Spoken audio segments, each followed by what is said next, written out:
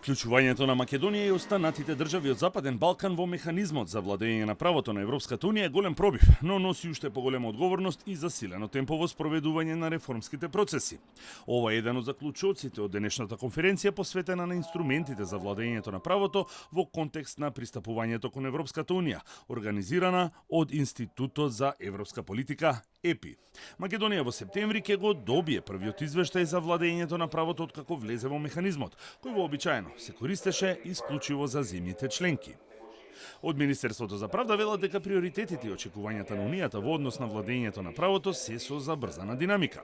Унапредување на правната рамка за изборите, унапредување на независноста и интегритетот на судството, консолидација на судскиот совет, ефикасност на судството, засилување на борбата против корупцијата, борбата против организираниот криминал, како и поврат на имот. Како што кажав, сите овие области понатаму се разработени со квалитативни и квантитативни чекори со одредена динамика на реализација. Хрватска доби 5 препораки од Европската унија, но тамошните експерти не се задоволни со брзината со која се спроведуваат.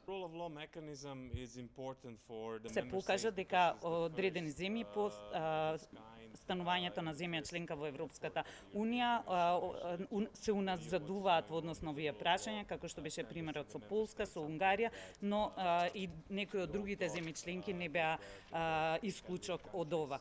Така во однос на Хрватска, тука се прашања поврзани со медиумите, судството, граѓанското општество, спрегите и кочниците. За дел од експертите е клучно кој ќе биде идниот комесар за проширување на Унијата и државата од која доаѓа. Мораме да работиме на постојните механизми, како што е извештајот за напредокот на земјата и да се искористат препораките од таму. Исто така во однос на комуникацијата и она што Европската комисија го испреќа.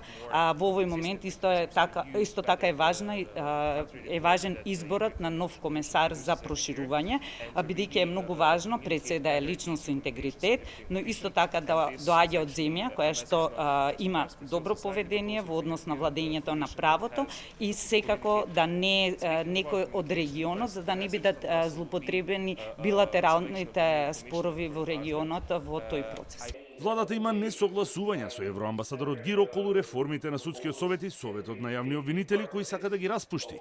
Нешто што не се предвидува во реформската агенда за планот за раст, каде е прецизирано дека основа за реформи е извештајот на оценската мисија на Европската унија.